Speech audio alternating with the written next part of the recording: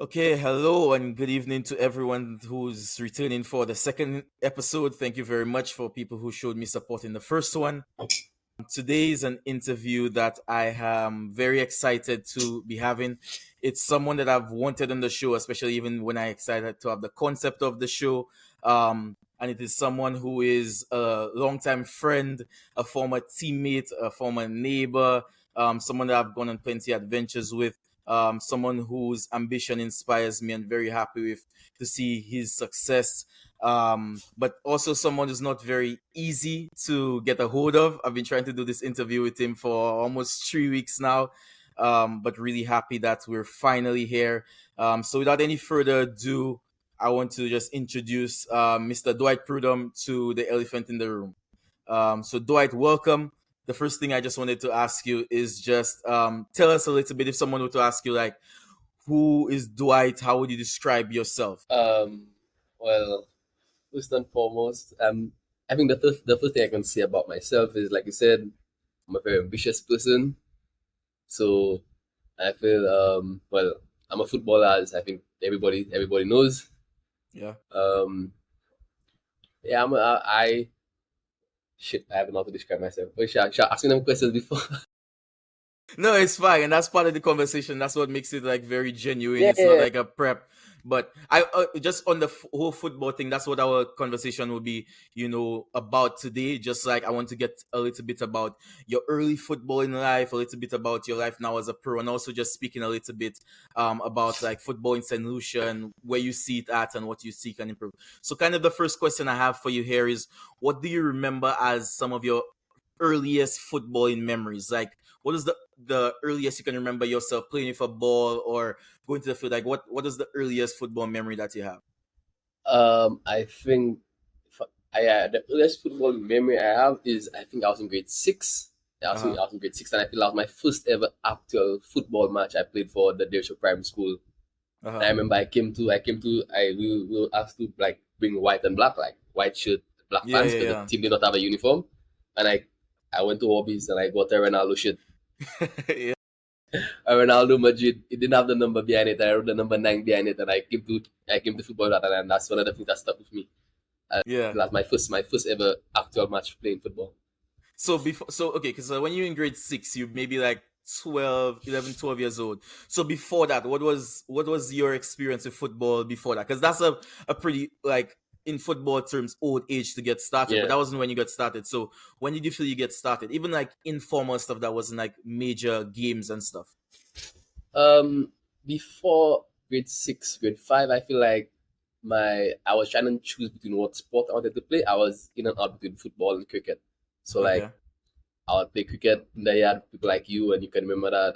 Yeah. On the afternoon, maybe if my father allowed me, I would go to the field. Maybe I think if I remember correctly, he allowed me to go to the field only on a Tuesday, on a Thursday. So I would Yeah. just go to the field and have like a random sweat with my friend, maybe without shoes, maybe with shoes. I just have a Yeah. random sweat. It was nothing professional, nothing organized. Yeah. What was it like? Obviously, like, your brother Tevin was in football way before you and playing like competitively. What was that like in the backyard and stuff growing up? Um, I feel, as a person that like you know the two of us personally. I feel you can back me up when I say that both me and my brother are very competitive people. Yeah, So yeah. yes, it was just backyard football, but both of us wanted to be better than each other. We wanted to be the best in Right. the yard. And Yeah. we had people from like around the little community who were from coming, like, people like Nick, Yeah. people like that coming to play, like a little makeshift goal we make with sticks, and Yeah. they would come to play. And yeah, it was fun, in fun times. Playing barefoot in the yard, in the mud, in the Yeah, rain, in just the like having mud. fun with Yeah, it. So yeah, it what was. you mentioned that like you had to make a decision between like cricket and football. So what made you make that decision to stick with football? Really and truly, I will not give like a an answer where, as much as I want to give an answer that says that, my passion was in football. Really and truly, Uh-huh. I remember I wanted to play cricket in like grade three for the school, and I feel like the day I came to play the game, um, the coach of the team told me that I was too young to play at the time. Okay. So like I had to wait until I was in form, I had to grade 5 to play for the school. So I was like, I want to wait all these years to play cricket. You Yeah. understand? So I just decided, you know what? Let me just go find something else to do. And from there, I just switched to football. Yeah, So and then I played football for the school. it wasn't even like a love for the game. It was just like convenience. Like you couldn't play cricket, so you just started playing football. Yeah, as much Okay. as I hate to say it, that's the honest truth. Yeah. So you mentioned that you started playing like a game like games at like in grade 6, so 12, 13 years old. When did your first like formal introduction to football come in? As in like, having drills and training sessions and like, understanding the game. When did that start coming? Because even you started playing the game, where was that football education? Where did that come in? Was it like something you did on your own or with talks with your brother Tevin, or where did that formal football education start to come in? I think about like maybe about Form 1. That's when I started fall. I was old enough to go to the field with my brother on a Saturday morning, Mm-hmm. and we would go to the field with Coach Carlos Mocheri, and that was my first ever like proper training session on a Saturday morning with El Niños Carlos Mocheri. That's the first team I played for, El Niños FC. Yeah, So on a Saturday morning, that was our religion. Every Saturday morning, we know 6 a.m. comes yeah, on the field with our cones, our bibs, yeah. and that was the first actual training session that I went to. So you've joined now like a formal kind of club at like 12, 13 years old. What did you think just within yourself of like your talent levels compared to like the other players that maybe were there or had more freedoms to go to the field and play a lot more? Like when you first came, like what were you like, oh, I'm just like naturally very good at this? Or like were you like, I mean, I like this game, but I don't know how good I am. What was your initial thoughts of yourself when you started to be in that environment? Um, I think I thought that I was very good at it, like naturally. I Yeah, mean, it was maybe later on down the line, I thought to myself that I'm maybe not as good as I thought, but I feel at that point in time, yeah, I thought that like I was top of the crop in terms of my age group. So be playing senior football at yeah. 12, 13. Yeah. So What did you think made you stand out? um at at that point, I cannot even really say, to be honest. Maybe I just don't remember right now. Okay, But like in that, because at that point I didn't have like a specific position played, so I couldn't say that I was a flying winger or I was a this striker. yeah. I just feel like I was maybe easy to coach or something like that. I can't remember, to be honest. So I'll tell you some of the earliest memories because I remember just one thing everyone always said about you is that you were more a flair winger. People always saw you, and you alluded to it a little bit with like you buying the shirt and then writing Ronaldo at the back of it and stuff. I always Yeah. thought that you were someone who people saw as a very creative player, someone who always wore like materials and someone who always was willing to try a skill, and that even um transferred when we would play on the court and play like court football and doing like these Guinness street football challenges and stuff. I thought that was something that you were always very naturally gifted. Do you think that that was something that came off like you just seen things on YouTube and want to try it, or do you think that that started as like a competition between you and your brother and everyone in the neighborhood, or was it like coached into you to try things and be creative? Those like when it came to like the natural, not I wouldn't say natural, because I feel like some of it came from like YouTube, like just seeing like I would literally see a video of like a skill now. I'd watch Yeah, it now.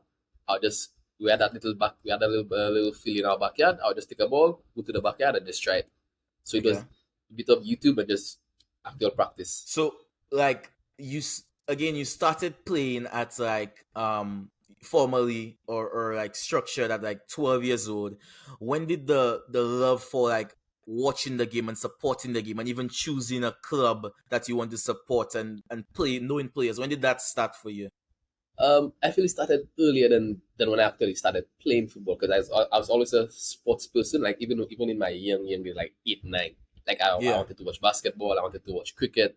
I used to watch people like Flintoff playing for England. I don't even know if you remember that. Like yeah, Andrew Flintoff, Flintoff, yeah. Flintoff was my favorite cricketer at the time. So like I was Ah, always I watching. didn't know that. Yeah, Yeah, I used to watch cricket. I used to watch cricket with my dad. So I used to watch okay. England a lot. And then I used to watch football with my brother, who was older. So my brother supported Manchester United, and then Terrible choice, by the way. Yeah. Well, opinionated, but but yeah, as like growing up, like my older brother almost being like a model, a role model to me. Of course, I decided to lean towards Manchester United, and I started watching Manchester United. What's So your that's why I what's your started watching Ronaldo. earliest what's your earliest memory of Manchester United? Like watching a game. What's the first game you remember seeing? I think if I remember correctly, I feel like a lot of these things I remember, but like I remember my brother had what you call it, a Game Boy SP, Okay. and we would play, we would play with Manchester United, and one day like he handed it to me, and like I playing with this player. I'm like, who is this? Yeah, like it Yeah. was actually Cristiano Ronaldo. And I'm Yeah. like, I want to watch him play on TV since he's like he was like 80 or 89 rated, or like he was one of the highest players, the highest rated players. Sorry. Right. And like I want to see who this is. So like I started watching it, and that was like 2007 maybe Okay. around that time. Yeah, so that was my earliest memory actually that I remember watching football like 2007. Yeah, and that was a really good 2000, time for Man United at the time. yeah, that was 2007 was I think Milan won the Champions League that year because your Yeah, United won in 2008 2008. Yeah, against Chelsea. but they won. I feel they won Premier League. Yeah, if I remember. Okay. So now you've like started to this game has started to like kind of um engulf almost your entire life, as in you're playing games with it, like video games, you're watching it, you have favorite players, you're becoming a fan of the game, you're also training a lot. Like what would you say was some of the cons, some of the negatives of just like dedicating so much time to football, like as a youngster? Of course, giving so much of your life to a sport as a young boy would always hurt your schooling. So I feel Okay. that's one of the main cons, and with that it also brought issues up with my parents Okay. Yeah. because when my parents wanted me to study to be in my books, I wanted to go on the field. When they wanted me to go to church on a Saturday morning, I wanted to go on the field. You understand? So like there are a lot of things I can say that there are a lot of cons basically, like falling in love with football at such a young age when you go to school, when you're supposed to be trying to set up your life. Yeah. And especially in St. Lucia at that time when football is amateur, football does not pay. So like my parents looking at me like I'm wasting my time on something that does not pay instead of Yeah. actually focusing on my school. So I and, like and I that's one of think the things. I think beyond the Mm-hmm. point that it didn't pay, I think a lot of us, like maybe a lot of parents, their argument was like there's no structure for it. Because I know like teams in the north of the island, they had like youth leagues. Like, I remember teams like Pioneers and Valley Soccer and all these teams, like they had Right, youth leagues where they played. But for us in like the south, it was just like we train every Saturday and during the week, but there's no like games. You have you play maybe 5 games a year. You play in like a under 15 tournament, under 17 tournament, something, but then you don't play games consistently. So like parents just said like what, like where is this taking you that you're dedicating so much time to right, it? exactly. Yeah. Yeah. So I could definitely see. Do you think that there was a way that you could have maybe done better with balancing that and school, or do you think like even at that age where you just like, if I want to get good at this, I have to dedicate a lot of time, so just like let me do it? I maybe could have balanced it a bit better in terms of like giving more time to my school, but I don't look back at it as a regret. I don't feel I Yeah. did I don't feel I did horrible at school. I probably could have done better. Yeah. So, but I mean, it is what it is. Yeah. I maybe could have, but yeah, So now after that 11 to 12 age that we've talked about for a while, you get into Viewfort Compre. Now, for all those listening or those who are not familiar, like Viewfort Compre is a talent hub for almost every sport, for track and field, football, cricket, anything that you could think of, academics even, very good school. So when you go into there and you've already started like playing football, getting better at it, like what was the environment there? Because like, I imagine at least like when I went to college, like it was, you play at lunchtime. Like, what was that as like a form being in Form One, like coming in there? Like, did you get the opportunity to play? What was that football environment at Compre? um, from one, and as soon as we got in, we didn't really play football at lunchtime because of the way the school was set up. So we didn't play at lunchtime. But I feel because of the tournament that I played in grade six, I feel they Super Prime had a really good run. I think if I remember correctly, we got to semifinals or something like that. One of our players got Golden Boot or Best Player or something like Okay. that. But he got some award, and like they also did well. So I feel like people knew players coming in from Derry, so that were transitioning into compare at the time. So I feel like the Okay. PE teachers or whatever they are, they knew, like they did their research on the players that coming in, because I mean that's their Okay. jobs. So we had, I think the first thing we actually did was have training, because I feel the school tournament, it runs like in the second month of the first year. So Yeah. like from September, October, yeah, we started training like this third week or fourth week in September, something like that. And I feel I was chosen to train with the under 16 team. Um, I can't remember how it went exactly, but I remember making the team. Yeah, yeah. I just remember, to be honest with you, I just remember making the team and playing a couple of games. Okay. I played very well, if I remember, when I remember correctly. I scored a few goals. At that time, I was a, I was playing as a striker. At Okay. the few goals, and then I was also called up to the under 19 team to play the rest of the tournament, because our tournament finished before this. Okay. So I was S- called to the under 19 team. Yeah. So was it another case of when you went there, like, did you just feel like talent wise, at least, that you were just kind of one of the better ones or superior to other the people on the team? Like that just came kind of easy to you handling the ball and being creative. Yeah, I feel in during under 16, I feel like I was I was the same confident, maybe even overconfident young boy that I was. But I feel like I got kind of humbled when I got to the under 19 level, because when I got to the under 19 level, there were players who already played for St. Lucia, players like Saint Pierre, and players that played Winwood like Jelani Neptune and all those other players. Like when you go into that environment, You played with Zane and Joe Boy. Zen was in Form 5 and I was in Form 1. Yeah. Okay. But I didn't. I feel I played. I was on the bench for most of the games. I feel I played one game. I think I Okay. remember. Yeah, but so basically I watched them play. So like I got humbled in a sense. Like I had to sit on the bench and like watch these guys play and realize, yeah, them men are way better than I am right now. Yeah, that's like So the I have work standard to you want do. to get to. Yeah. Yeah. So I feel that was my first real lesson in being humble. Okay. Yeah.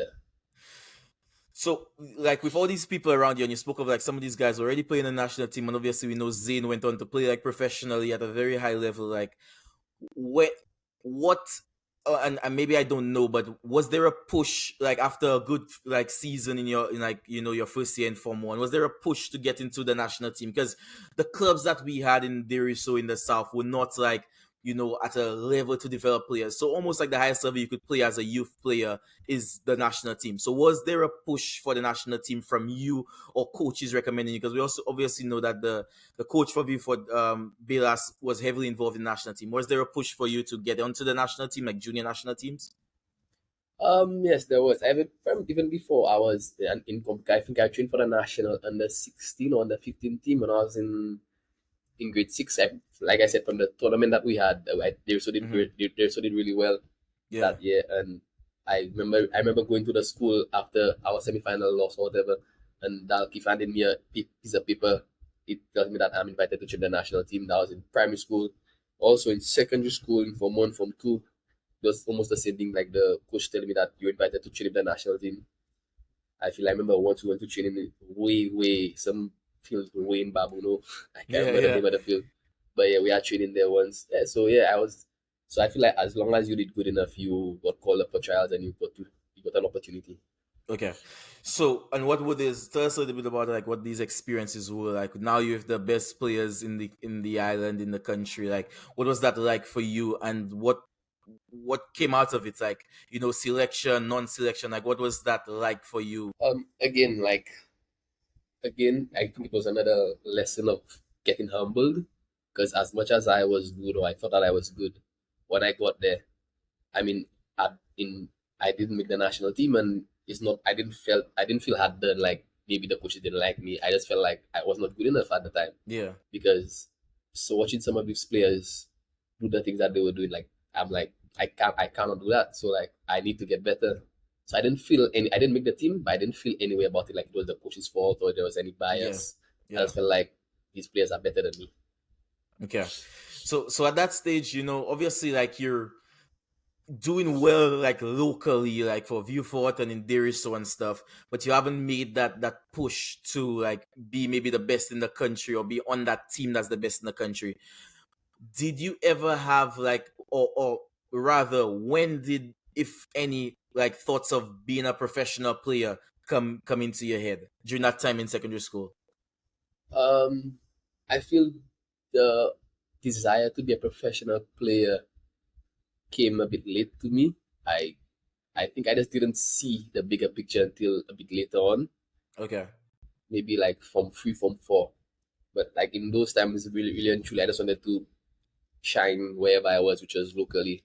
I also wanted to be the best player I could have. But like I said, the vision of seeing myself go pro didn't come to me until like later on in school. Okay. So then what did you see coming out of football? Was it like, because I know in obviously we know in St. Lucia a lot of people they play when they're younger and during their teenage years play, and some of them get really good and get close to I would say the threshold of what maybe it takes talent wise at least to go professional. But because of just how life is, people have to make decisions for themselves, for their family, for their futures and all that, and they have to make a decision of, do I keep doing this and chasing this while making no money, or do I kind of like, go to Safa, go get a job or whatever. So what was your views on football? Was it like even in secondary school, were you thinking like, well, I'm going to enjoy this now, but like once I graduate, I'll get a job or go to Safa? Like, what are you thinking you were going to do with football at that point? Yeah. So like I said, like my earlier days in school, I felt like yeah, I'm just going to do this until maybe school is done, and then just like because I had plans to be this, to be that, like in school, and Tell then tell tell us a little bit about what you wanted to do besides football.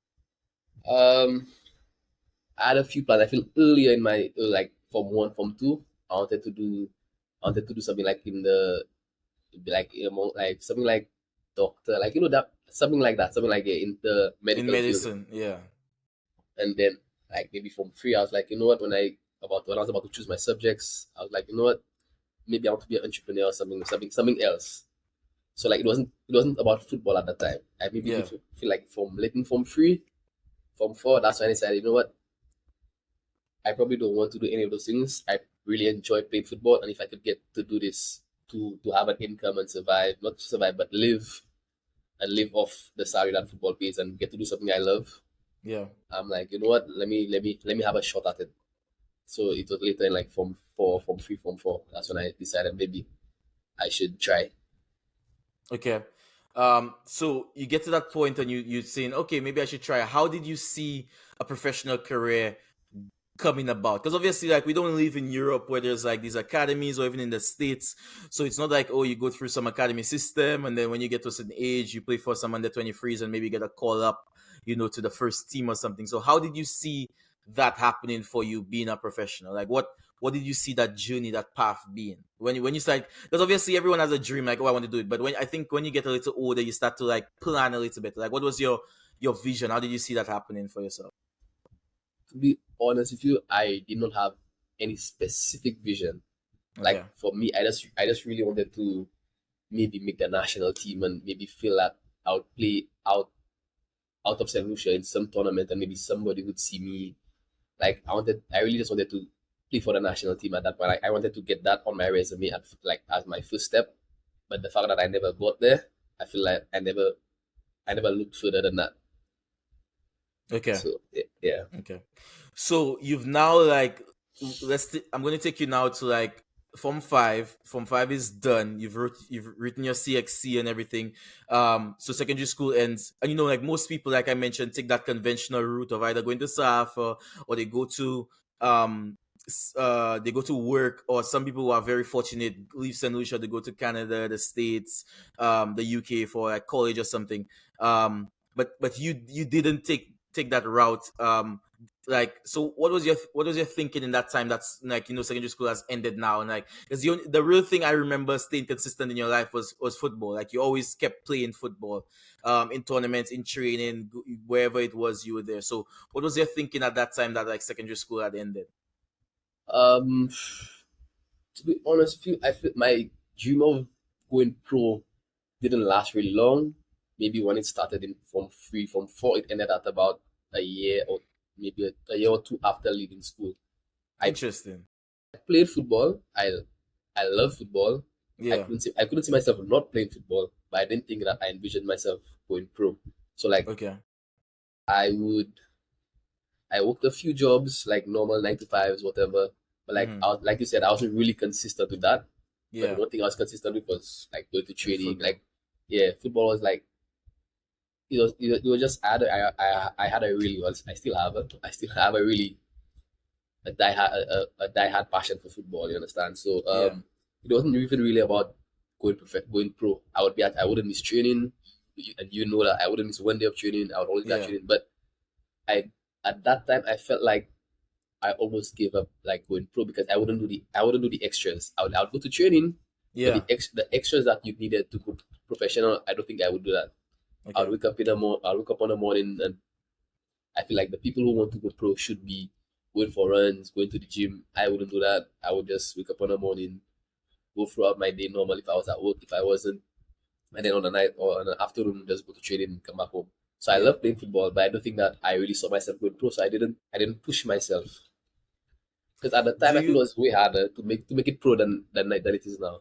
Yeah. Do you think that you preferred unstructured football more than structured football? Like, some they say like some Brazilians struggle with that. Like they just want to play the samba stuff and go on the beach and play and stuff. Do you think you prefer like taking a sweat over like going to training, doing like those defensive set pieces and like attackers versus defenders and like going to game? Like, do you think you preferred taking a sweat over that? And with none being better than the other, it's just what you get out of the game. Yeah. Um, I feel like because of my mindset back then, because like I didn't see myself necessarily going pro, Hmm. I didn't want to like. I would prefer taking a sweat. Okay. Yeah, so like it was more about like just little bragging rights in the community Yeah. amongst your friends. It wasn't about going to training to get better because you have plans for of going pro and getting better. You just wanted to take a sweat for bragging rights and all that. So I feel like back then was definitely about just taking a sweat. Okay. So, what was like a day in the life for you at that point that like school was over and football was like where was football on your priorities then? Because obviously you loved it, but you were not trying to pursue it in terms of a career. So where was football like when you're like, I'm talking 18, 19 years old, 20 years old? Where was football on your list of priorities, like of things to do in a day? Like what was a day looking like for you? For me personally, football was basically number one. Like I would, if I was at work, if I was at home, the only thing I can think of is taking a sweat later. Okay. That was just how it is. Like, yeah, you have to go to work or you have to live your life because you have a life to live. Mm-hmm. You have to make money and all that. But like at the same time, what I wanted to do was to just play football on an afternoon. That's literally all I wanted to do at the time. Yeah. Do you think that, and really think of this question, do you think that like the way that you love football, or maybe even like the way a lot of people love football, is a curse in terms of like it takes a lot away from you: time, commitment, a heartache, frustration with playing with Deriso and losing, and it doesn't really give a whole lot back because there's not much money involved in it. There's a little bragging rights when you win a trophy in Deriso or something. But did you ever consider it a curse to be in love with football like that? I I more than considered it. I think that it is because, Yeah. like you said, it takes a lot. It takes a lot for me to like to wake up or to train every day to because your body's tired, but you still have to go to the field tomorrow to sweat to get bragging rights. Like it'll take a lot for me, take a lot of your time with little to no repayment, I guess. Yeah. So yeah, I feel like it's almost a curse in a sense. Yeah.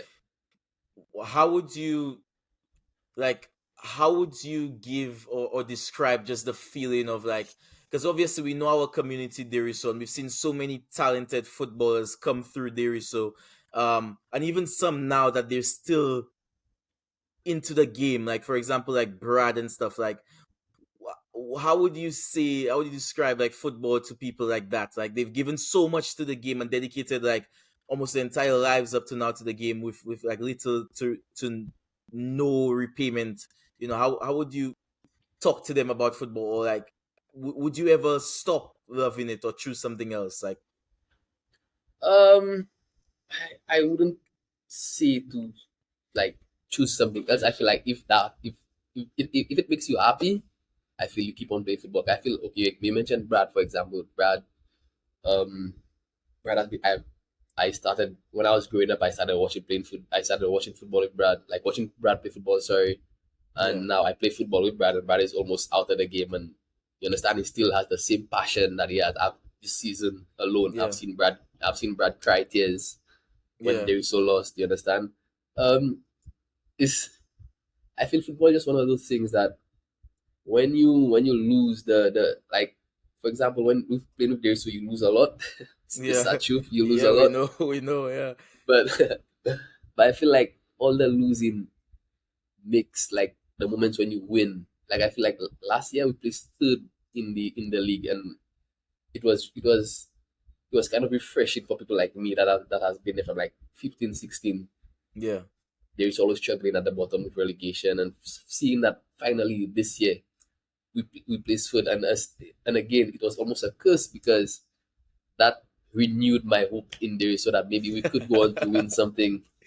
So next year I wanted to be there, and unfortunately I wasn't there this year, which was, and then there's what happened to relegate. yeah, But like, you understand, it renewed my hope. Like maybe we can win something, and yeah. maybe we will because there's still Blackheart to play this month, and I think I should be home to play at least a couple of games. So yeah, I feel like you said, it's almost a curse in a sense, but Yeah. Because I have this unique views on like passion. So I know there are some people that I think are maybe quote unquote the most blessed people in the world, that people who have a passion for something that is very lucrative and a profitable industry. So for example, there are people who are genuinely passionate about medicine or passionate about engineering or robotics, and it just happened that these industries are industries with tons of money. So just they love what they do, but it's also tons of money. And then you have people who are like they love something and it just doesn't have money. A lot of low level sports, a lot of people who are into the arts and dancing and painting and singing, like at the level, like they really love what they do and they wish they could do it forever, but they can't. So I always feel Mhm. like it's that kind of balance of just like it Yeah, feels like a curse, because other people who in these lower industries, they wouldn't stop doing it. People will continue painting. Natty Conqueror will continue making music. It's just like you love what you do, but you wish you could get more out of it. And some people just like, I always think like, is it a curse to have this like football bug in your body all the time that just like you cannot get away it's it's from it? it's really sensitive like to talk about, because as much as I would want to say you have to find balance, because you would want to give all your time to football and then you wasted 7 years of your life just playing Right. football and then nothing comes from it. But at Yeah. the same time, I also wouldn't tell any young player who's coming up to not give everything. Like, give it a shot. I would want you to give Yeah. it a shot. But so it's really a sensitive topic. Yeah. It so I you almost don't know what advice to give to a young man growing up. Like, do you tell him give it everything you have? Wake up in the morning, Hmm. go to training, go to the gym on the afternoon, on the nighttime, go to training. Like, yes, you might want to tell him that, but at the same time, he might have a family to feed, Yeah. and football does not pay at the moment. So, well, I mean, So it's still called semi-pro, but yeah. And you it's a, see, like that was going to be my next question for you actually, but um I think that like I always would tell someone to just go after their passions, even if you don't see it happening at the moment. Because you see, in St. Lucia, I think there are people who want to go professional and they say they give it everything. But like you mentioned, like, what do we consider as giving everything? Do we consider giving everything as, okay, you wake up and you run and you go to the gym and then you go and take a sweat or you go and train? Like, we know that, and that's a discussion maybe I want to have. Now we have a really good national coach. a guy with tons of experience who's played at the highest level as well, and coaching, has a philosophy. We also have a good assistant coach. But all of the coaches that we have, they work within the Football Association, and they also work like maybe towards the north of the island. But to say like in every community, you don't have a top coach in every community that can develop players and keep them know how to run a session for under 13s, and how another session for under 15s would be different, and then 17s, and not just that. So I think that we say we give everything, but like football is more than just like the physical part. Like, how do we take care of like getting your name out there? How do we record games? How do we make highlight videos? How do we talk to the right people? How do we take care of our bodies and sleeping, and all these things? So like, I would tell them go after it 100%, give everything, but that is not just training. That is a lot more than giving Mm-hmm. everything. Because I remember with myself, like when I left secondary school, I went to SAF. I did like a semester there, and then I was just like, I wanted to go to the States, and the free kick thing came around, which allowed me to come to the States. But it's like, I just decided that I just wanted to do this. So like when people say, okay, I've always been like, I went to college, I'm a smart guy or whatever, people are like, oh, why are you leaving that? But I was just like, if you don't just dedicate 100% to it, you can't make it. And even if like you go in and you're doing all these training sessions, you feel like you're not getting anything. But like, I've met so many people along the way, which allow me to network better and to get into other opportunities. And now I'm into coaching, so I do that. But that's because of my passion and just going after football wholeheartedly. So I feel like, yes, it's important to like prioritize and, oh, you have money to make, but it's also like you have to give a lot to it yourself, and you have to Yeah. see that the journey itself has benefit, not just like the destination. So, Yeah. but Yeah. so just when it was, and correct me if the year is a little bit wrong here, but I think it was 2021. You made a decision. You've been in El Niños since you were 12 years old. You made a decision to change clubs. So after like 10 years at El Niños, you decided to move to Platinum. So tell me a little bit about maybe what influenced that decision, and what was it like just before you moved to Platinum. Um, Maybe dealing with, because obviously you spoke about your ambition for the game. Just like, what was it like dealing with players who were not so ambitious, like coming to training sessions, maybe 7 people showing up, or um like having players who just couldn't care less in the session, like even if you were not trying to go pro, but obviously you want to enjoy and have a good time playing. So what prompted that decision, and what was it like when you went to Platinum? Um, I feel despite me not seeing myself going pro and all of that, I feel like I still took football very seriously. I enjoyed it. I feel like I played football to enjoy it. And I Right. feel like losing all the time, coming to training, and then you have a really boring training session with like 6, 7 people. I feel that's not in you don't enjoy those things. Mm-hmm. You understand? So I feel like what, I don't mind the difficult training. I feel like I almost enjoy like the pain and going through like some of the intense training that Platinum would go through. Um, so I was like, what? Let me let me transfer to a club where I might enjoy football more. I might enjoy it because I might be winning. I might be having actual good like proper training sessions that I enjoy.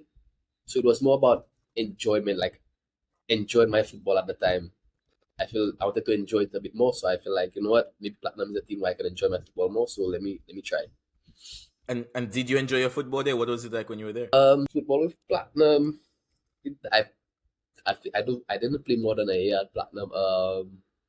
But yeah, I feel like the training sessions especially the training sessions, I feel like I really enjoyed. I would look forward to a training session on like at 4:30 or with Platinum, because I know, one, most people are going to show up. Not all of it, not all people, because everybody. I mean, like I said, people have jobs, people have things to do with their lives, people have children at the time. But I would literally see, and like I said, the seriousness between El Ninos and Platinum at the time was different, because I Mm-hmm. would hear people from El Ninos making like poor excuses why they wouldn't come to training. Maybe they just not feeling it. Like, that's an excuse to not come training. But then I go to Platinum and I'm seeing players with a newborn baby coming to the field. I have a babysitter right next to them, like at the back of the field somewhere, Mm-hmm. watching their child, and they in the training session training hard. You Yeah. understand? So I feel like that's what I wanted. I wanted to see people that I wanted to be around people that were more serious.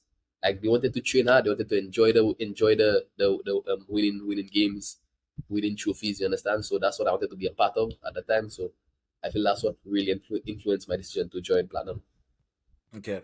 And that's something I've noticed since I've been here in the States is like I feel like our culture around football is not maybe as strong as I thought it was. Like when I was in St. Lucia, I felt like we had a good culture around football in terms of like, on a Sunday when you have games at there, so a 2 o'clock and a 4 o'clock game, you feel like the entire community come out, there are people vending, they have music, they have a little space on the court for the kids and everything, it's like a good vibes. And I came to the States and they have like these little Mexican leagues, right? So sometimes it's not even like 11v11, sometimes it's like 7v7, but serious 7v7. That's this trophy I hear is actually from a Mexican. Like they give you an individual trophy. Everyone gets their trophy with their name on it. Crazy stuff. But then like the whole family is part of it. Like everybody, in terms of like mother, sister, like little kids, like everyone is part of the football. And that's for like not just like because obviously other people who played in these tournaments that we had in there, so were younger people. But these Mexican leagues, sometimes you have like 40, 50-year-old guys playing because it's 7v7, very small area. But the whole family there is not like it's a Nusha. I feel like other people like they have kids and then that's just it for football and them. Like or they have a job and that's just it for football and them. Like these guys working hard construction jobs, hard jobs in farming, they make times for football because they love football. So when I say like in St. Lucia, like the culture I thought we had was strong. But when I came out here and I saw like these people love football to the point like nothing is going to stop. No child is going to like they make the child part of it. They make the family, they make the job part of it. Like the job has to understand or they work around the job. Like these guys work 7 to 7 and then after they go and play football. Like I really I really thought our culture was stronger, but we don't have a culture. And you can see that with just like how the national team support is, and we'll get to that in the end. But yeah, it's just like it's not the culture is not what I thought it was going to be. But like you said, there are still places in St. Lucia, like in Viewfort, where the culture is stronger than the rest. Yeah, yeah, yeah. So but yeah, but that was good. And you only decided to stay a year. Why did you decide to stay only a year there? Because at that time I believe they were like the number one team in the country. Yeah, yeah. I I feel like one of them, it was almost a poor excuse, I can say, but like when COVID hit, I couldn't go Mm, to training. okay. So they still had training. Mm, for the most part. Like, Okay. yeah. It wouldn't be every day like before, but like it kinda ruined things in a sense. I mean things came back after a while, Mm-hmm. but during COVID it kinda ruined training for me because like I live in Derry, so to go to before during COVID times like you literally can't do that, and I feel curfew was 7 o'clock. Yeah, yeah. Curfew was 7 p.m. and then to come from training at minutes to 7 on the road trying to get home Yeah, yeah, after yeah. curfew. I wouldn't want that, you understand? So I was like, I feel that was 50% of my reason. I feel the other 50% was COVID canceled the first division that year. And seeing my old team, El Nino, struggle, I feel they played like 3 games and they played Mm-hmm. 3 games and they played 3 teams that were in and around the relegation battle with them. So Okay. they didn't play the top team. They didn't play like Uptown and Platinum, and they were on 0 points. They Ja. were not looking. It wasn't looking good. And I had a talk with Nedley, and he was like, the club is in shambles, and we might relegate Yeah. and all that. So I was like, so 50% of it was me not being able to go to training. The other 50% was just me and the the love I had for my club at the time. I feel like I needed to go back to help because even when I was transferring back, I didn't transfer back by myself. I made sure we brought in other players to stretch to strengthen the team to make sure that we give a better thing of ourselves. You understand? So that was the other 50%. It was like I need to go back home to help my club. Okay. I want you to tell me a little bit now about your experiences with coaches. Because at this point, you're early 20s, you've worked with a number of coaches. Like, tell me about some of the honest, you know, impressions of the coaches you've worked with until this point.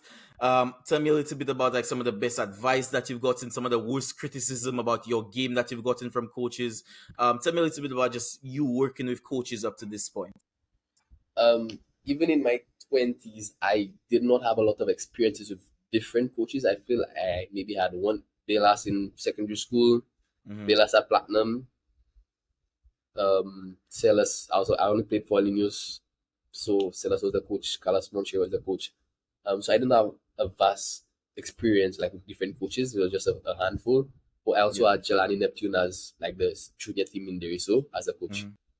Hmm. But like with Carlos, I feel like he was the first coach that I actually had, and I feel like back then, the experience really and truly with Carlos was something I like. I look back and like, oh, like it feels like happy days, like really good, like a really good time. But I feel like looking at it now as a player that's in and around the professional level, I feel like he was a bit too soft, and he is a bit too soft as a coach. Yeah. Um, Even when I went to Platinum, I came into Platinum as I came into Platinum, and then Belas was my coach, Mr. Belas.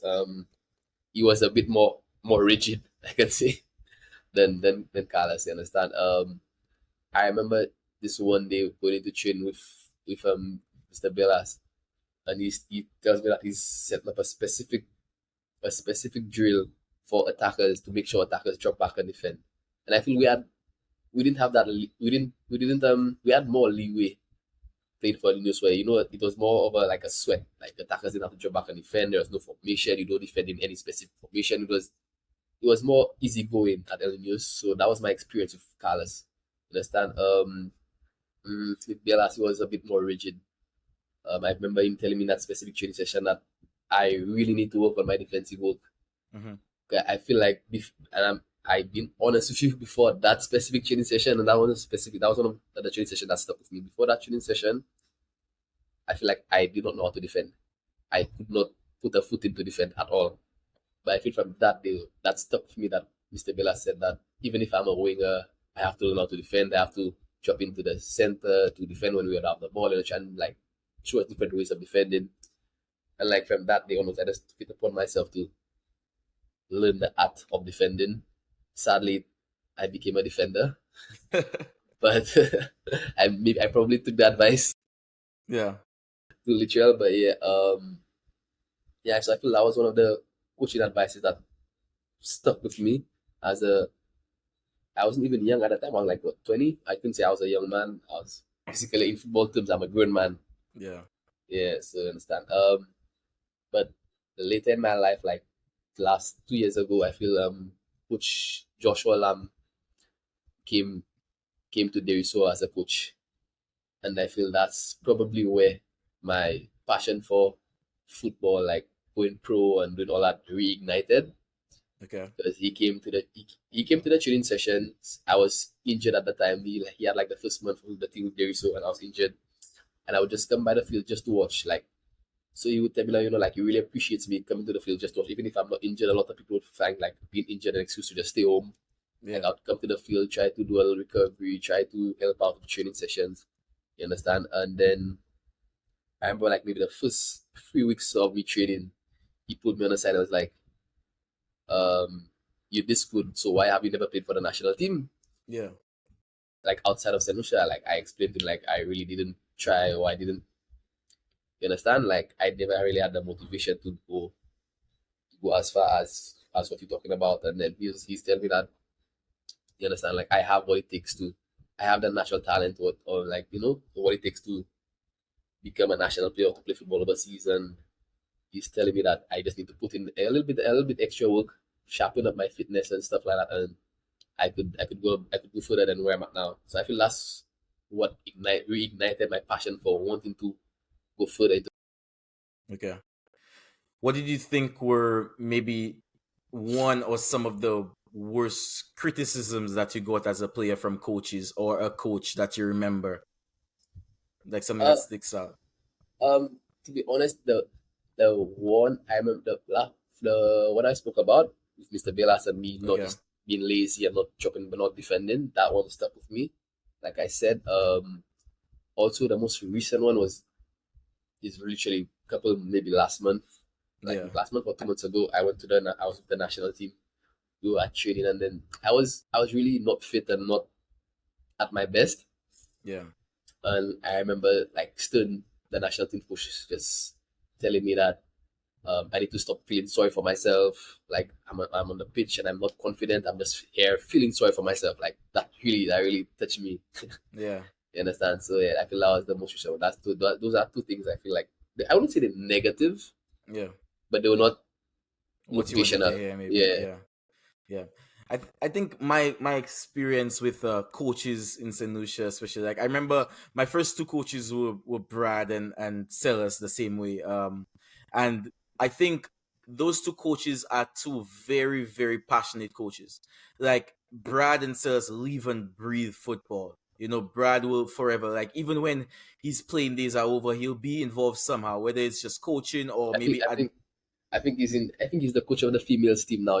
so yeah, like, he will forever be involved, and he passed that on to players. Like, me as a little boy, like, he was just like somebody I looked at. I remember when I went to secondary school and under college, I invited Brad to a tournament just because, like, that's just somebody I looked up to, and Brad was willing to come up to VG to come and watch us play. Like, it was like a house football or something. You know, it wasn't anything big deal.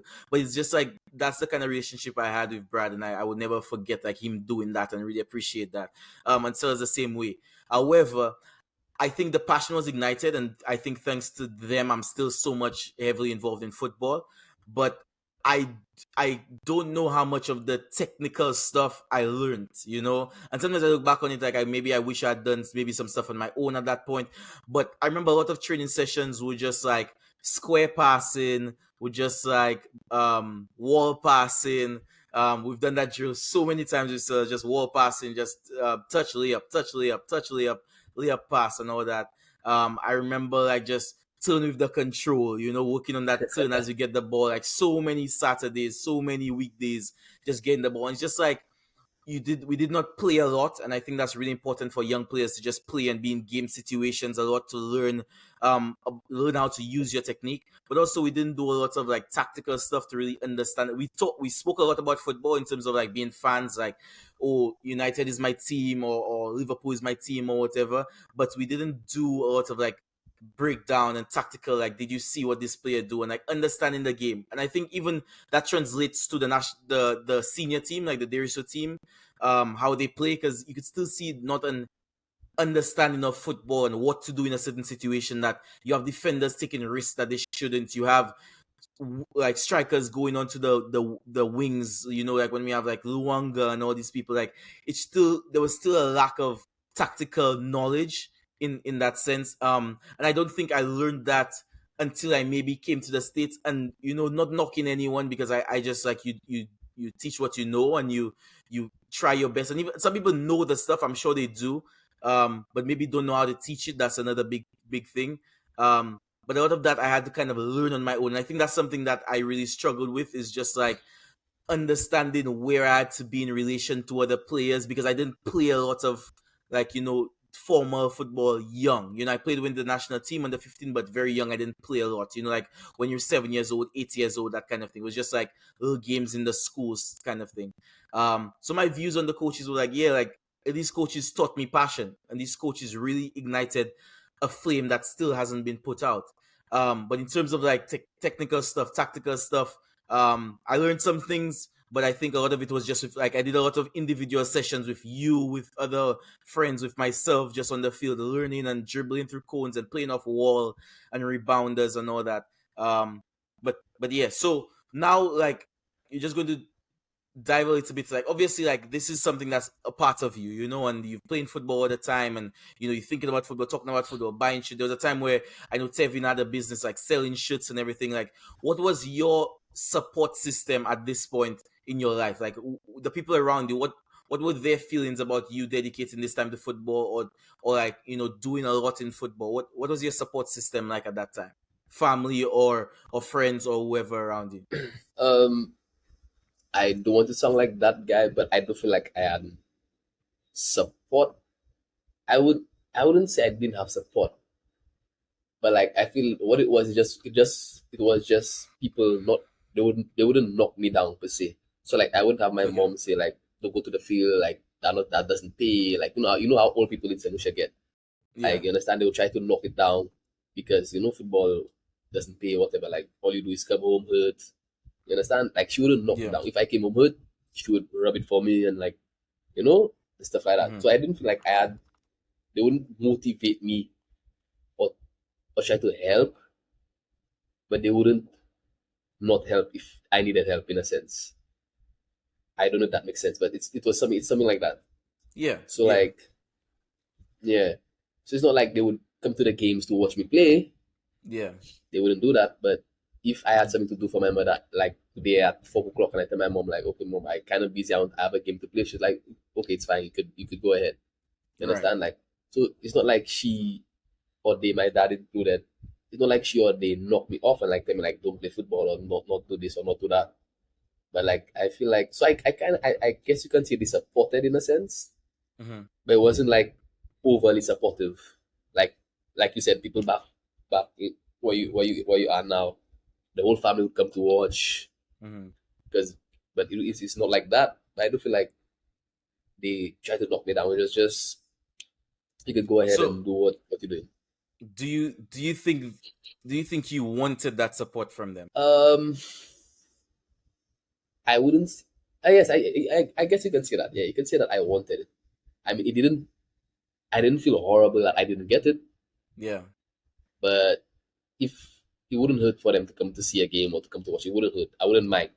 But I yeah. didn't feel like it hurt me in any way that they didn't come. That interesting because like obviously like here in the states like parents do everything with their kids. So like take them to practice because obviously like in St. Lucia like you could walk to the field, other people walk to the field. In the states, just the way it's designed, not many kids can walk, and also just the crime and stuff. You can't really trust that kids will not be abducted or hit by a car or something in this. So other parents drop them. When they drop them off at practice, they pull up their chairs and they sit there and they just watch the session, you know. And I always think about like in St. Lucia, that's not common at all. Like a few family members were like Journey, mother and family was always there at our games. Fire and them, but it wasn't a common thing for like parents to come to practice or games, especially if the games are maybe at home, yes, but away games, never, you know. So like I always think about how that affected. And for myself, like just like with same with you, like I mean, it didn't affect me in a sense. And then when I tell people, hey, like my parents didn't really come to the game, they kind of look at your parents like bad people. But it's just I think it's just not a natural culture here. Yeah, Honestly, like I know with you, you said that yeah, you'd have preferred if they came, but I don't know if I would have. I feel maybe to add some pressure to it or something. But yeah, I mean, I regardless, I just enjoyed the game and I enjoyed that they didn't stop me from playing. Like I would come from yeah, a game, they'll tell me how it went. I'll tell them it went well. If I say it went bad, it's not like they understood the game really to say like, oh, okay, maybe son, you can work on this or that, or let's go on the field tomorrow and work on crossing or passing or So yeah, it's just a different phenomenon. So what about your support from like your friends now? um, I feel I had decent support from my friends because I've like s- I've seen some of my friends like leave home from Beaufort side to come to Deriso to watch me play. You understand? Even like if I posted a pic like something simple as posting a picture on social media, they would repost, comment on it. You understand? Like little Mm-hmm. support like that. So like I feel they did support me. Most of my friends, all my friends, even before I traveled to play football, I feel like they did support me. Yeah, I think like yeah, your friends have always seen you. It's from what I know. They always seen you as like a very talented player. You know, always have like I think from young you always had those comparisons of Cristiano Ronaldo just because of the number you wore or the boots that you wore or the way you wear your socks or the stuff you do with your hair. People always had that comparison. I think your friends perpetuated that and also like encouraged you to see yourself as a talented footballer who could be at that level. You know, so I think your friends always supported you and did a good job. And I think people you always had your haters, but I think a majority of people supported you and wanted you to or saw you as a very talented player. Okay, so now you've been playing in St. Lucia domestically for a while and you've had, you're getting better at the game. You're starting to learn the game a little bit, learn your body and your how to manage games and excel and go about the game, and then you get the opportunity to go play overseas. Tell me a little bit about how you got that opportunity, a little bit about the decision to take that opportunity, and then what it was like when you went there, going from just like amateur to professional, and obviously speak to us a little bit about like playing a new position once you got there. I know that was a big question, so take your time. So yeah, the opportunity came about I think because Joshua Lamb, the same coach from Trinidad, who came and Yeah. told me that I should be doing more with my football ability. He called me one day and he was like, can't remember his exact words. He told me, do I want to play football overseas? And I was like, yeah, I mean, yeah, I wouldn't mind. And then he gives me the details of what team and what position he wanted me to play. Well, what position they were looking for at the time. Um, I feel he called me the Monday. That was on Monday afternoon, and then he gives the president of the club my number, and he tells me expect a call, and he'll give me the rest of the details. And then like 5 minutes later, the president of the club calls me. He asked me a few questions, not really anything concerning my football, just personal questions. I feel because Lam had already explained to him that he's getting him a good player from St. Lucia. And also Grenades have a few players. They had a few players from St. Lucia at the time. I feel there were about 5 or 6 of them. So I feel some of them vouch for me. Like, yeah, I played with him, I played against him, and he's a really good player. So, because even when I was on a call with the president, I could hear Glendon in the background. Glendon Ferdinand, who was also from Derisoy, but he was in Grenades at the time. He was saying like, Dwight is my captain back home, whatever. Like, yeah, like he plays in front of me. He's a center. He played center back last season, so he can play center back for us. Yeah. So I think that from that day, he called me the Monday. He tell me like, how soon can you come up? So He it's a told me quick turnaround. yes, literally call me the Monday. He tell me how quick can you come up? There's a flight on Wednesday. If you want to take a flight on Wednesday to come up. So I mean, of course, I couldn't just make the decision on the spot. I had to talk to my parents, my my family about it. So I told him, give me some time. I'll call him back in a bit. Hung up the phone. Spoke to my mother about it. My mother was like, "Well, that's something you've always wanted to do. You wanted to do one before, and now you get another opportunity. So she thinks that I should take it and she'll support me." Yeah. My brother, same thing. My girlfriend, same thing. So I called back and I was like, you know what? I'll be there. So he tell me he'll send me the flight information, and then like the same Monday night, I get the flight information for Wednesday at 7 a.m. Jeez.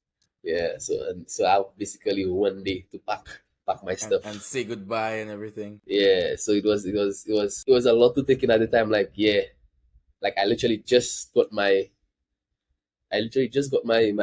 motivation for to play out of St. Lucia a couple of months ago. I Hmm. just got that back, and now I'm getting the opportunity. Like Was it was was a it lot. more was it more excitement or fear? It was a bit of both, to be honest. If I've been honest, it was a bit of both. I was excited to be there, but at the same time, I don't know what to expect because that was the first time I was leaving St. Lucia to play football Hmm. professionally. So yeah, it was a bit of both. And then moving on, I feel I got in the Wednesday. The moving in part was a bit easy for me because the house we lived in, it was Lucians, strictly Lucians. Okay. Kurt, Sherman, Glendon, you understand? So it was just Lucians. So like settling in the house was difficult at all. I feel like if it was a place where there were other countries, foreign speaking countries, maybe it would be a little bit more difficult. Hmm. I feel like the settling part was a bit easy. So I feel I traveled on Wednesday and we had a game the Monday. It was a Monday night. We had a game, and at training, we trained the Thursday afternoon. As which I rested the Wednesday. We trained the Thursday afternoon. Trained the Friday morning, and the Saturday morning. I feel the training sessions went really well. I felt like I was ready for Monday. So you You felt understand? like you were up to the level. Yeah, yeah. I feel like I was. You understand? Because I feel they used to play their last game like the Saturday before. Like he called me the Monday. They used to play their last game. Like I was still playing football. I was fit. I was not like I wasn't playing Okay. football. I was playing Yeah. football. You understand? Um, and then the Monday comes. I feel like the first half I'm having a the game wasn't that difficult. You understand? But I'm still having a decent game. I'm And I'm doing where fine. what position are you playing at this time? Centre back. I'm playing centre back, a position that I don't really feel comfortable playing in. Hmm. But I I couldn't say I guess I couldn't say no to the opportunity. Yeah, for sure.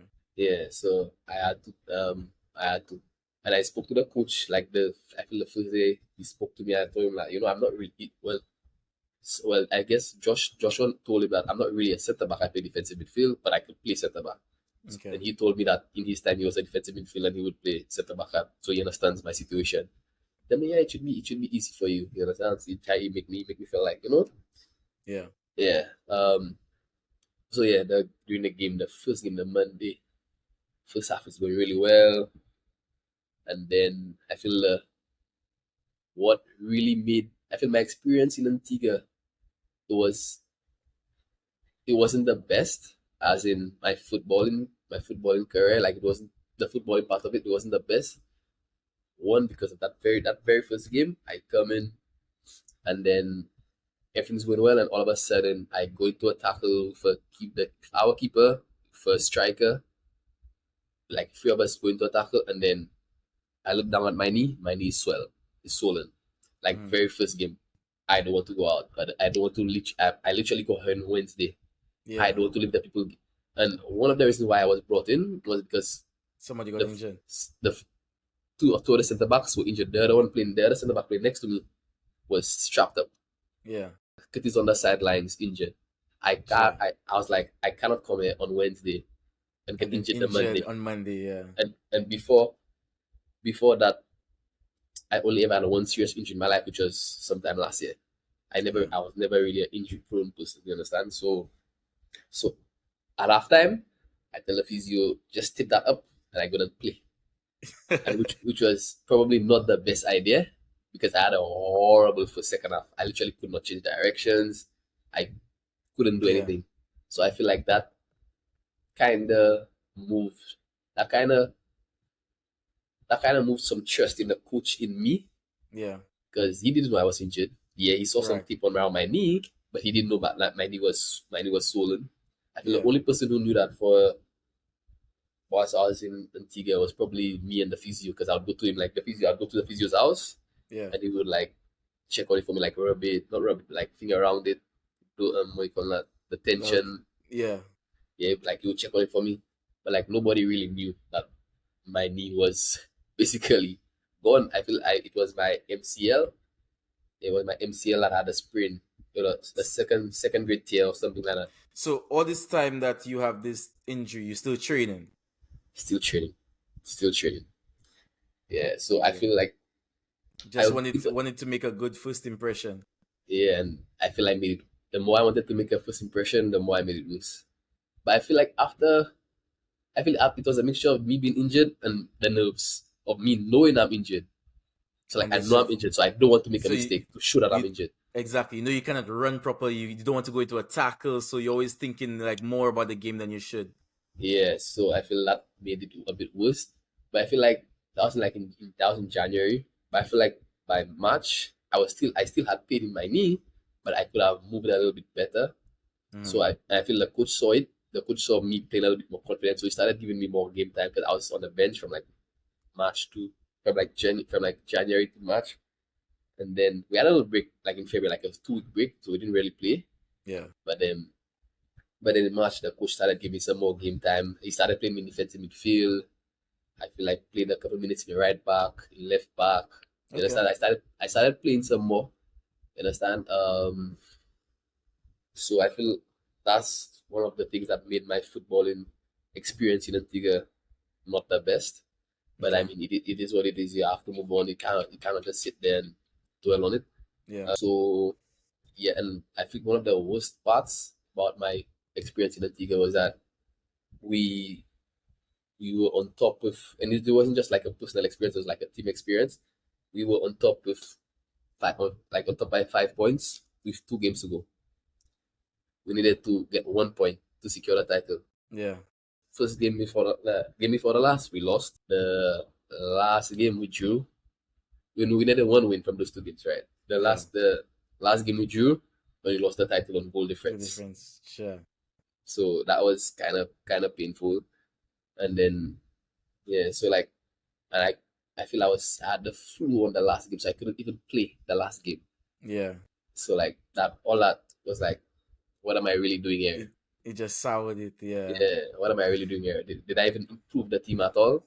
You understand? So it was kind of a crushing experience in a sense. I wouldn't say crushing because But a learning experience. It was just like yeah, a baptism by fire kind of thing. yeah. So did you, when you played that first game, did it feel like, wow, I'm making, like, how when you watch football on TV they make a big deal about, oh, he's making his professional debut, and everyone, did it feel like you were making your professional debut?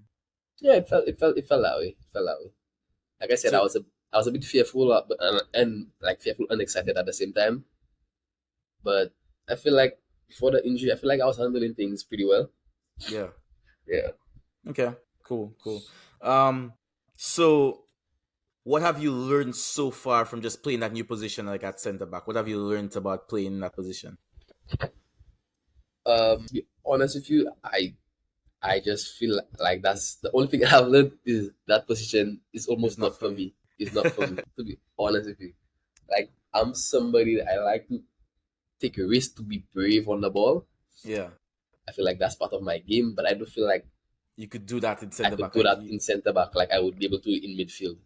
You okay. understand? So like Yeah, so sometimes I get caught up in trying to play fast or trying to play at my pace. Like even maybe even when I'm in midfield, I try to play at my pace or like be composed or take an extra touch to beat the player. You understand? But like yeah. in centre back, you get caught between like, do I take this extra touch? Do I lose before? Will I lose the ball? Like you get kind of caught up.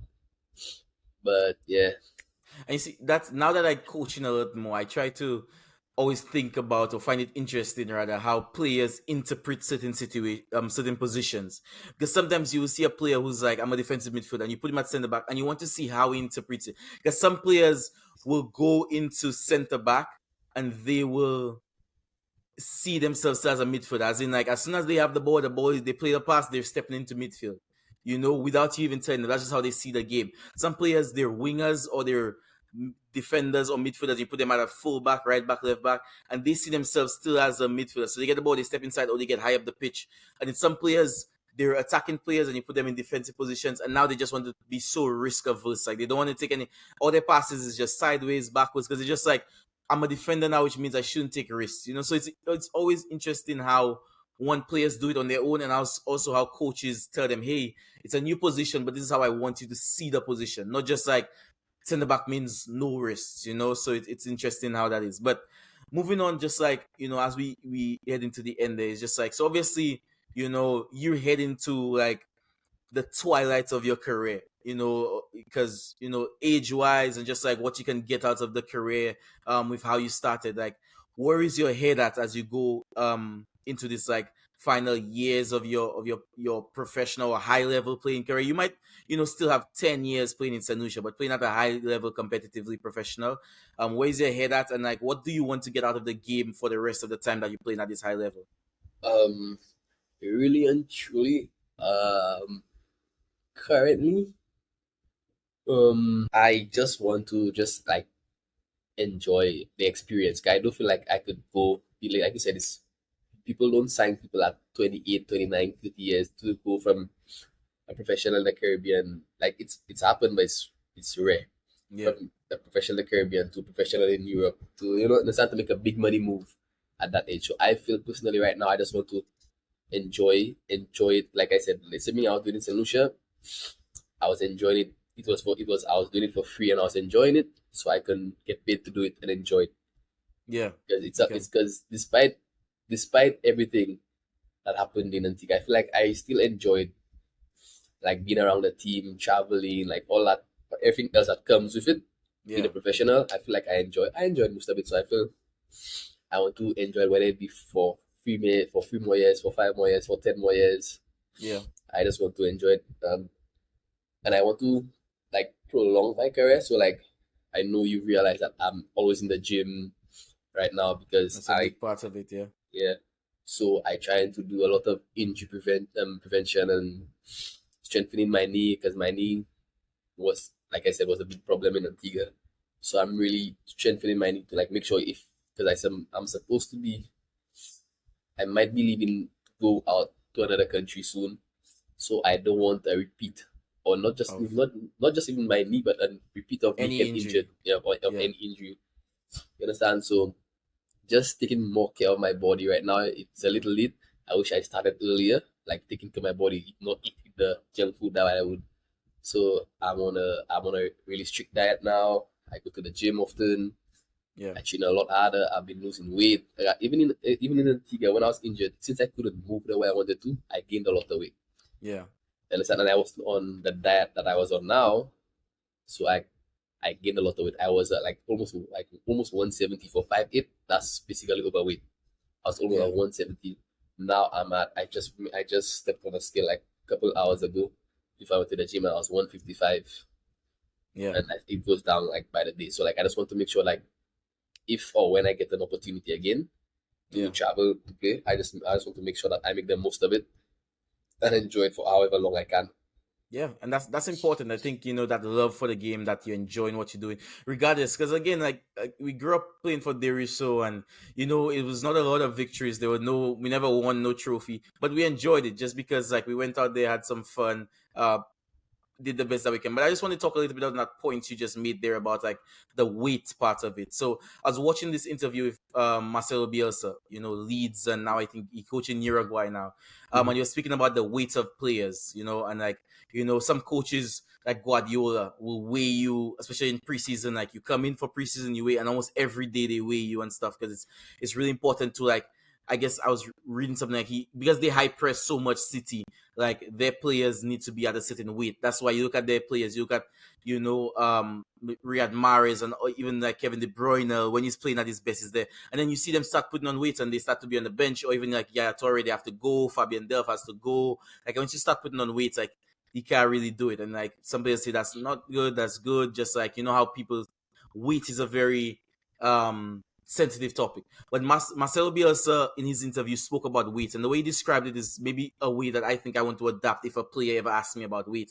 He said that when you're thinking about gaining weight or losing weight, whether that's like muscle weight or just like losing weight, I want you to think about the time you were playing your best football, and think of that whether that was like at youth level and then think about what your weight was at that time. And like I mean, if you these players have records going back that far of what they weighed, but think about the weight you were at that time and try to get to that weight, because some players played better when they were a little bigger, some Yeah. players played better when they were like very small, so And it's like and I feel like funny enough that's what you brought up because I feel that's what I've been working towards. I feel like the time I played my best football was when I transferred to platinum, and like I felt like I was agile. I felt like I could move freely. yeah, You understand? And I know my weight back then. I was about 140 something, like 145. So yeah, it's like literally my journey to lose weight has always been to get to around that 140.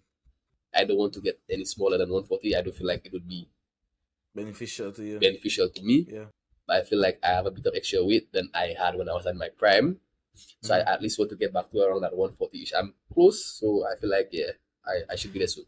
Because I see, and obviously I don't know the specifics of players like Neymar, but I remember Neymar moving to Barcelona in these first couple of years. Not a ton of some injuries here and there, but Neymar was playing his best football. But Neymar was so skinny, and ever since he's been putting on a little weight, and now you have constant injuries because his body just not used to that kind of weight. And even for Ronaldo has put on muscle weight. He was much smaller first couple of years at Madrid and even at United, and he was more agile. But his game has changed in its sense, and that's a whole different conversation. But you always have to think about not like there's not an ideal weight for everybody. It's like what when you were playing your best football, think about that time. Everyone knows when they were playing their best football, and just think about what did I weigh or approximately what did I weigh at that point. But the last couple of things I want to talk to you about here is just like the state of the game of football in St. Lucia. So where do you think the game is in St. Lucia in terms of like the quality, in terms of professionalism, in terms of like the infrastructure, like with our semi-pro league? Like, where do you think the game is like? What level you think, or what state you think the game is in St. Lucia right now? Um, for sure, I can say that it has improved massively over the last 3 to 5 years. Mm-hmm. Because where we were at was in 2019 to where we're at now, I feel like the level the level of football maybe I feel it depends on how you look at it, right? I feel like maybe the level of football in St. Lucia has maybe decreased a bit, well, at least in my opinion.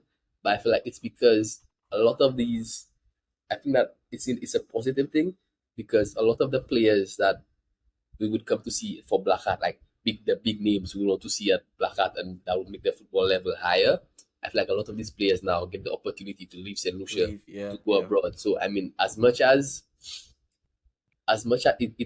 it's currently hurting the level of senior football in St. Lucia, I think that for the longer run, I think that it's the better thing to do. It it's currently helping 100%. that Yeah. it's currently helping the national team, as because the national team is doing the best they have in forever, as long as I've been watching the national team. Yeah. Because we have a lot of, because when we call up players now, even if these players were not born and raised in England playing for English teams, these are players who played for Grenades that were raised in St. Lucia, but now they play football overseas. They play football in college. You Playing understand? Jamaica. They play in Jamaica. They play in, you understand, in Yeah. Trinidad, in other places. You understand? So they not they would still count as local players because they were born and raised in St. Lucia. They were not born in England or born wherever. You understand? All of most, if not all of these players were born in St. Lucia, but they went out to higher their level.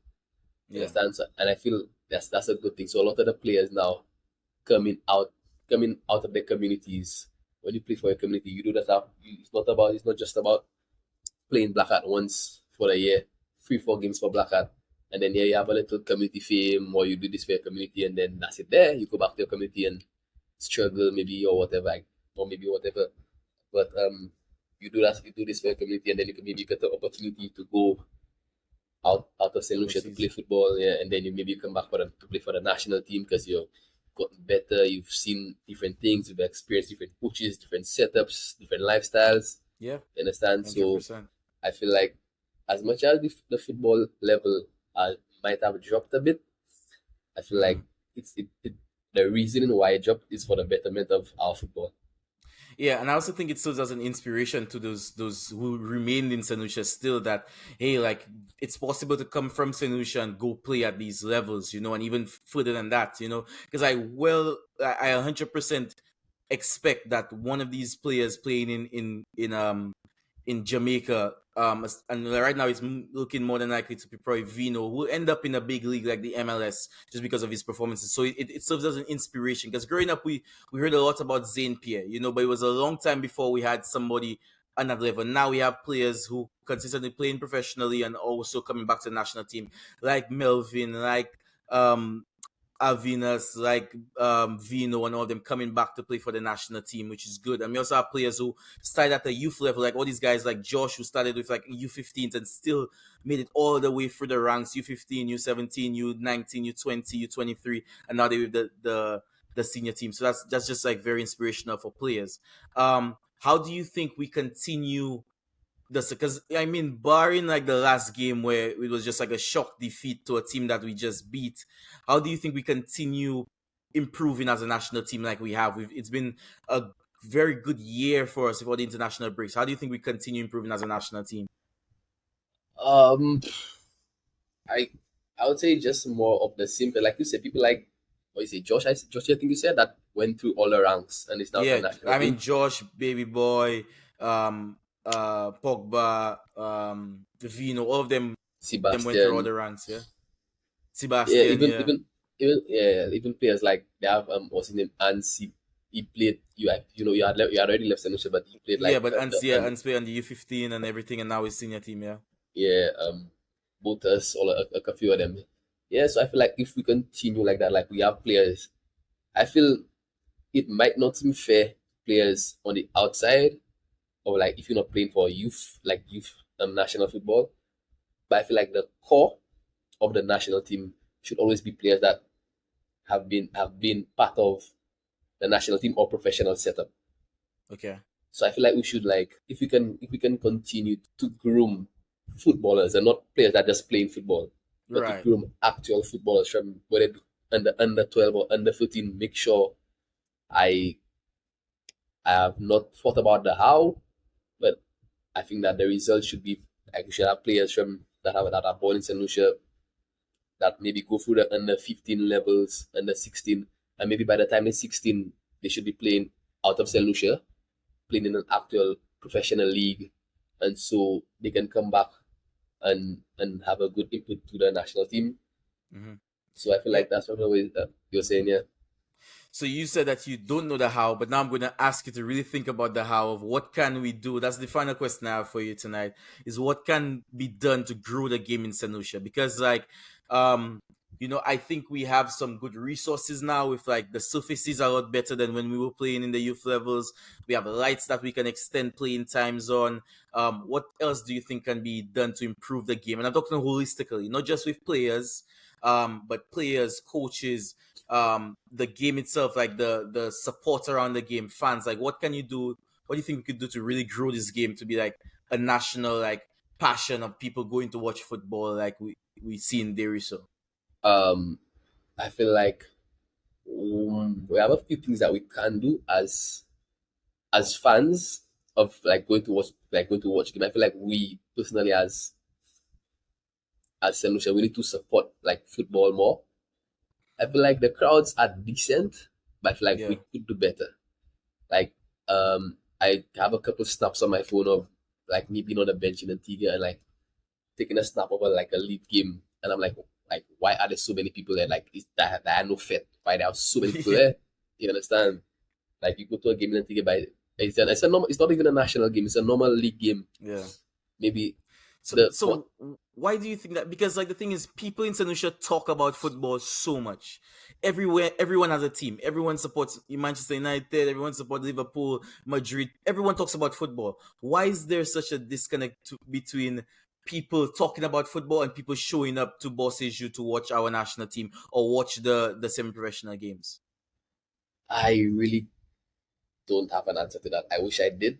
I've seen suggestions right on social media. I feel like one of the things we could also do is manage our social media, like how we promote our football a little bit better. I Yeah, feel like we still a little bit behind as to how we promote our football. Maybe just a little banner going around on WhatsApp. yeah, Like yeah, it's not that serious.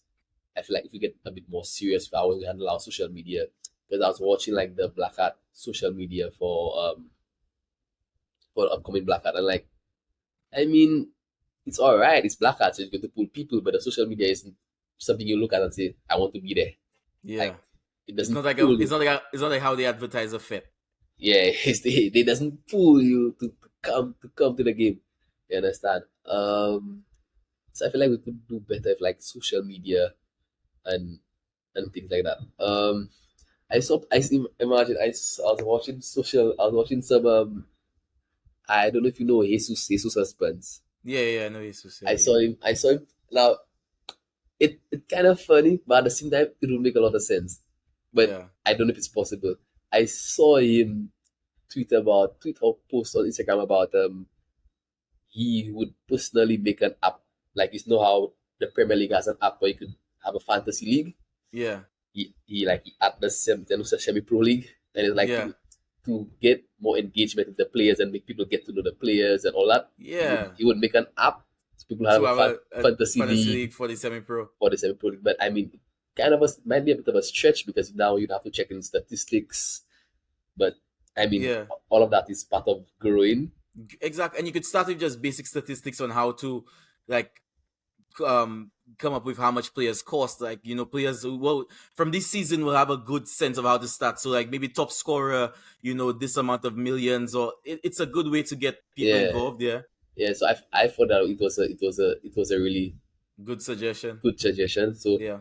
I wouldn't think of something like that. But since he has the power, since he has the And I ability think a to, lot of people are into fantasy leagues. So I think that's a way to get people to go. And also like people have more of an investment to go to the games, like to make sure that their player that they have in their team scores or gets an assist or they yeah. get a So clean sheet or whatever. Yeah, so that's a good. I also think that we need to target, and I hope this doesn't come out wrong. We need to target the children a little more in terms of. I think if you like when they have these games, if you could send tickets, even if you at a loss in terms of revenue, I think if you can send tickets to the youth clubs, or even like the community and the 15s and the 13 club teams to get them there. Because if the clubs are going, then you have some parents going. Because if kids going, you're gonna have some chaperones. You need parents to come, and then you have the parents coming. The parents bringing their friends because they might not be into football, but they come in just for the just for the vibe, the lime. And that's what you see in the UK sometimes. Like people just go just like it's a thing to do on a Saturday, a Sunday, a Friday night, a Wednesday night, So I think we need to cater more to holistic, not just only football fans. We need to bring everybody to the crowd so that it becomes a thing that people see and want to do. And I don't think we're doing that very well. Like you said, with the advertising, I think we need to get not football people into the marketing, but people who are marketing specialists, not just like people at the FA. We need people who are marketing specialists, who know how to sell fits, who know how to sell cars. They do commercials for Massey, like people who are just marketing specialists, not people at the FA marketing the game. I think that's an improvement. I also think that we need to have more of like a youth structure. So now that we have these teams, and obviously it's the first year, so I understand there's still things to figure out. But I think we need to have youth teams where you could have like a player get injured and having players having that kind of sense of, okay, I can come into the first team, like having a separation so that there is like some stardom to come into the first team. Right now it's just like who wants to play kind of thing. They need to have that kind of, oh, I'm getting, to have that feeling like how you have in Europe of a player from the academy going into the first team, making his debut and going on from there. So yeah, there's tons of things I think we can do. But again, I know it's the first year, so I don't want to be too critical. But yeah, I just want them to continue that success and grow the game so that people can start to do like how we do in Antigua and going to Antigua or come to St. Lucia to play just like we do in Trinidad and Jamaica. But yeah, so again, thank you for the conversation. It went very smoothly. I mean, it went pretty long. We were on like 90 minutes or so it's very fitting for a football conversation. But yeah, thank you for your time again. Like I really wanted to have this conversation a long time coming, just to have your thoughts. Really proud of you. For making that step to play professional, the love for the game, the dedication, and I show you the payback dividends. Like I said, like the game is about the journey, not just like the destination. So any final words as we end? Not really, yeah, to be honest. All right. Well, again, thanks for your time. And yeah, all the best on the new journey. In Black Hat, in finding a new club. And I just hope that you continue to enjoy your football like you Yep. spoke about. All right. Yep. Thanks for having me. All right. Of course. All right. See you. All right, later.